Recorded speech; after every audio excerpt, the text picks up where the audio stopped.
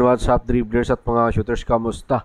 Kamusta po kayo? Masusolusyonan nga ba ng pagdating ng bagong import ng Blackwater Bossing na si George King ang tatlong sunod nilang pagkatalo dito sa kasalukuyang PBA Governors Cup at tatangkain naman ng Barangay Ginebra San Miguel makakuha ng kanilang unang panalo kontra sa kanilang sister team na San Miguel Beermen. Ano nga bang masasabi niyan ni Coach George Gallant? Yan po yung ating pag-uusapan at tatalakayin sa video ito. Matapos po akong maglambing sa inyo ng isang like, share, comment down below, and don't forget to subscribe and hit that notification bell button para updated po tayo sa ating pong mga video. Paglalambing ko po yan kung nagugustuhan nyo ang ating pong video. Ang problema nga po ng Blackwater Bossing at nagpapasakit ng kanilang ulo ay ang import.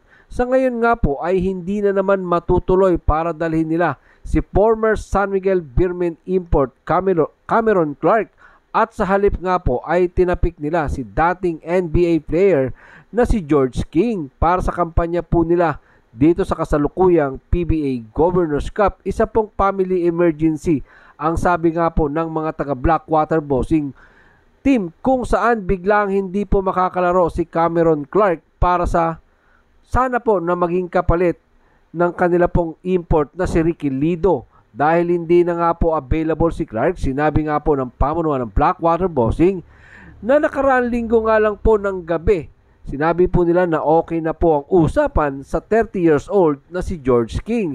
Siya ay isang second round overall pick ng Phoenix Suns noong pong 2018 NBA draft. Ayan, si George King, mga shooters, ay isang produkto po ng University of Colorado. Si King ay darating nga po sa bansa ngayon pong Miyerkules at magbibigay lang po sa kanya ng 48 hours para makilala ang kanya pong bagong kupunan na Blackwater Bossing bago nila sagupain ang Barangay Ginebra San Miguel sa loob po ng Ninoy Aquino Stadium. Bukod pa nga po pala sa San, naglaro din po si George King ng maikling stint sa Dallas Maverick. At sa labas naman po ng NBA, naglaro din po si George King sa G-League at sa mga liga mula sa Italy, Poland, Germany, at Australia. At kamakailan lang nga po ay galing siya sa Israeli Basketball Premier League. Naglaro nga po ang Blackwater Bossing ng walang import laban sa matikas na San Miguel Beermen kung saan nila nakuha ang kanilang ikatlong sunod na pagkatalo at ikalawa naman po sa San Miguel Beermen 128-108 at 20-point lead deficit ang naging lamang po dyan ng San Miguel Beermen. Sa dalawang unang laro nga po ng Blackwater Bossing ay wala silang nakuha sa dati nilang import kay Ricky Lido.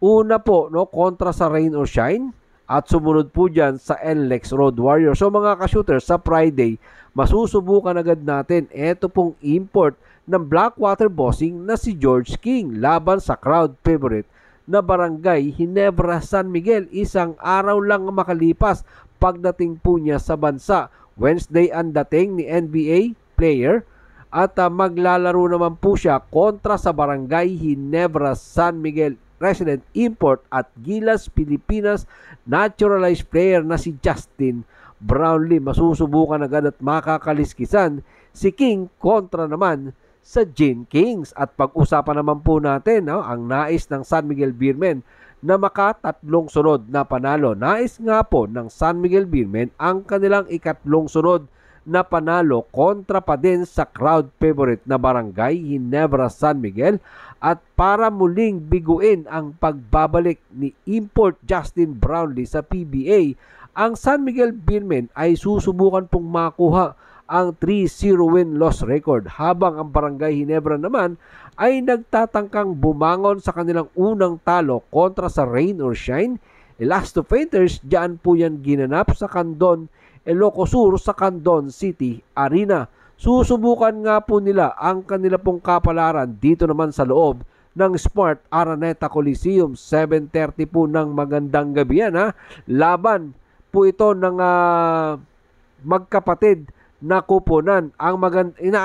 Inaasahan din po natin na magandang laban po ito para sa dalawang kupunan na nagmula po ang San Miguel Beermen sa pagkapanalo kontra nga po sa Blackwater, at eto naman pong Barangay Ginebra San Miguel ay nanggaling sa pagkatalo kontra naman sa kanilang laban dyan sa Candon City sa Rain or Shine, Elasto Painters. Ang San Miguel Beermen po ay galing sa 20-point win against Blackwater Bossing.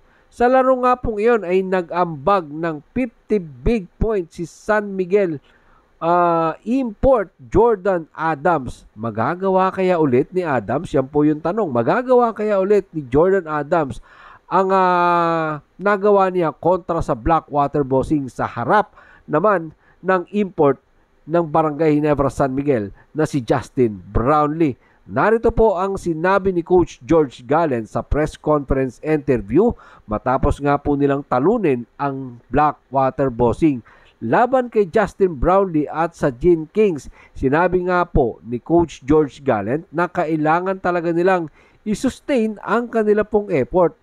Hindi nga daw po nila magagawa kung papaano nila nilaro ang first half. Narito po si Coach George Gallen, hindi namin magagawa kung papaano namin nilaro ang first half laban sa Blackwater Bossing. Kung sa Ginebra namin gawin yon, siguradong sasabog kami sa Ginebra.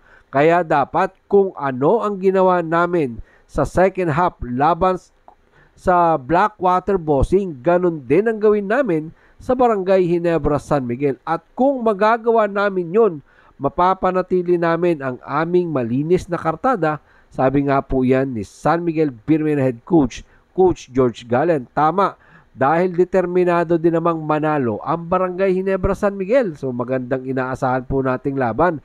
Matapos nga po ang kanilang pagkatalo sa kupunan ng Rain or Shine, Elasto Painters dyan sa Candon City Arena. 73-64 noong pong Saturday yan, kung saan hindi nga po maganda ang naging panimulang laro ng mga inaasahang rookie ng Barangay Ginebra San Miguel na sina RJ Abarientos, Isaac Go.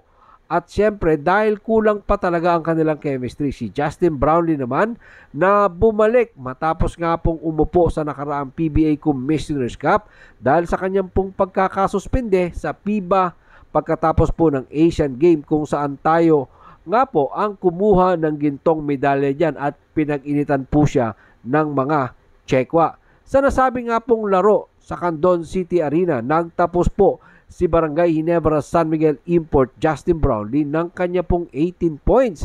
Kasunod niya po dyan, syempre pinangunahan niya ni Japet Aguilar na mayroong 20 points.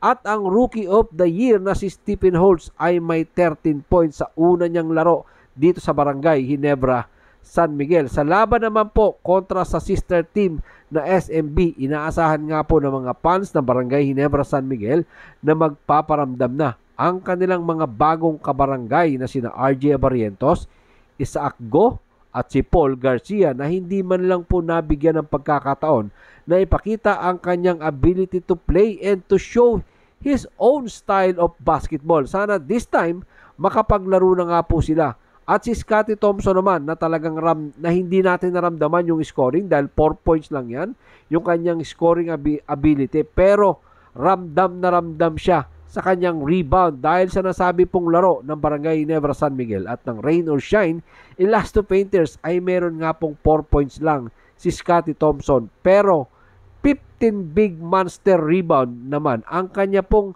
naiambag. So sa laro nga po niya yan, talaga namang makikita na natin na nanumbalik na ang isang Scottie Thompson. Kaya inaasahan natin mamaya ang isa pang major big adjustment para kay Coach Tim Cone para sa Barangay Ginebra San Miguel. Inaasahan natin isang magandang bakbakan, umaatikabong bakbakan ang ating makikita dyan sa loob ng Smart Araneta Coliseum pagdating ng 7:30 ng gabi. Bakbakang Barangay Ginebra at bakbakang San Miguel Beermen. Yan po yung ating pakatutukan mamaya. Panoorin po natin ang live. Sama-sama po tayo. Mga shooters, at maraming salamat po sa inyong panonood na naman po ang inyong maging opinion. Diyan po natin yan pag-usapan sa comment section. Ingat and God bless everyone. Adjourn!